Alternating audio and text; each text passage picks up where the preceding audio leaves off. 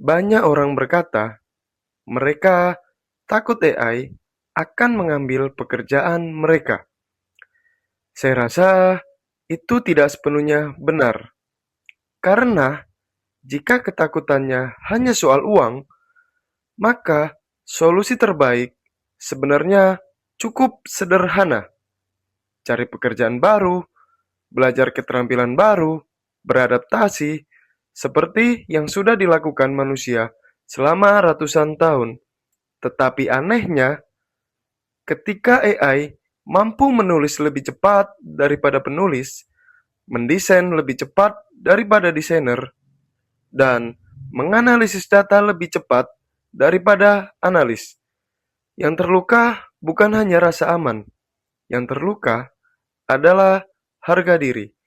Dan itu menimbulkan pertanyaan yang lebih mengganggu. Mungkin kita tidak takut kehilangan pekerjaan.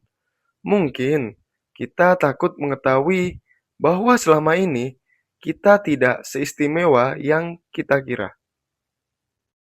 Dalam beberapa tahun terakhir, perkembangan kecerdasan buatan bergerak jauh lebih cepat daripada yang diperkirakan banyak orang. Hari ini, AI sudah digunakan hampir di semua sektor: menulis, mendesain, menganalisis data, melayani pelanggan, bahkan membantu mengambil keputusan. Di Indonesia, penggunaannya juga semakin luas. Banyak orang mulai memakai AI untuk bekerja, belajar, dan membuat konten. Dan bersamaan dengan itu, muncul perihal yang semakin sering terdengar: cemas bahwa pekerjaan mereka akan berubah, cemas bahwa skill yang selama ini mereka bangun perlahan kehilangan nilai, cemas bahwa apa yang dulu membuat kita dibutuhkan mungkin tidak lagi cukup, dan ketakutan itu terasa masuk akal. Karena untuk pertama kalinya dalam sejarah modern, yang sedang disentuh teknologi bukan hanya tenaga manusia, tetapi cara manusia berpikir, dan itu membuat pertanyaan menjadi lebih berat. Apakah kita takut kehilangan pekerjaan atau takut kehilangan tempat kita di dunia? Mayoritas orang melihat persoalan ini dengan cara yang cukup sederhana. AI semakin pintar, pekerjaan semakin tergantikan, maka jawabannya pun terdengar sederhana: belajar lagi, adaptasi lagi, ikut perubahan, dan secara logika itu benar. Karena sepanjang sejarah, manusia memang selalu bertahan dengan cara yang sama, yaitu adaptasi. Dari berburu ke bercocok tanam, ke revolusi industri, hingga dunia digital. Setiap zaman memaksa manusia berubah, dan mereka berhasil, tetapi ada satu hal yang sering dilewatkan: adaptasi selalu meningkatkan peluang, tapi tidak pernah menjamin keselamatan. Mari bayangkan satu hal: besok pagi Anda bangun dan pekerjaan Anda masih ada, gaji masih masuk, posisi masih aman, tetapi hampir semua tugas Anda bisa dilakukan AI. Lebih cepat, lebih murah, lebih konsisten, mungkin bahkan lebih baik. Apakah rasa aman itu benar-benar tetap ada? Kemungkinan besar tidak.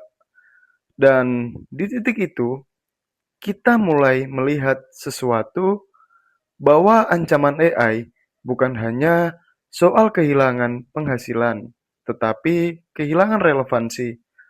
Karena selama ini, banyak dari kita diam-diam membangun identitas dari apa yang kita kerjakan. Sejak kecil, banyak dari kita tumbuh di dunia yang menghubungkan nilai dengan hasil. Kita dipuji karena prestasi, dihargai karena produktivitas, diakui karena kontribusi.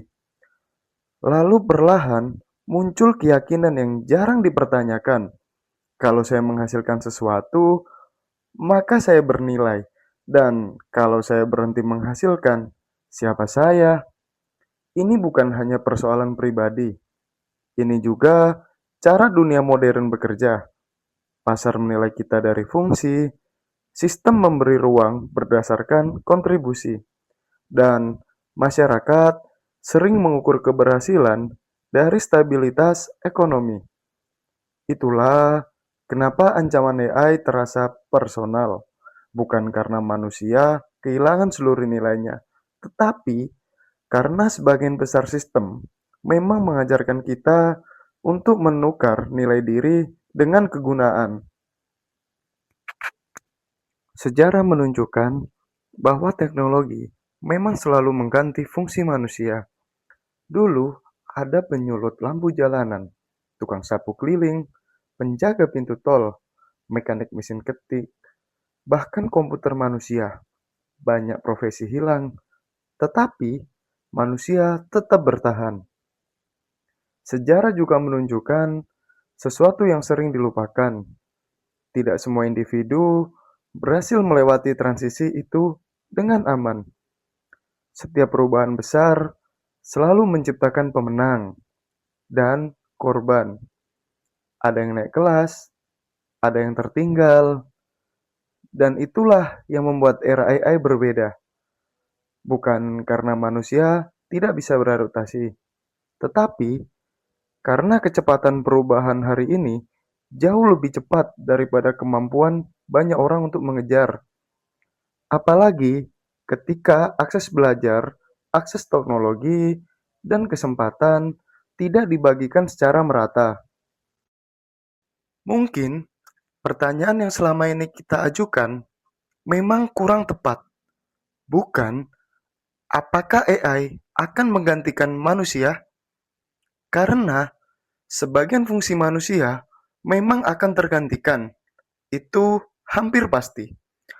Pertanyaan yang lebih penting adalah bagaimana manusia tetap memiliki makna di dunia yang semakin sedikit membutuhkan fungsi-fungsi tertentu.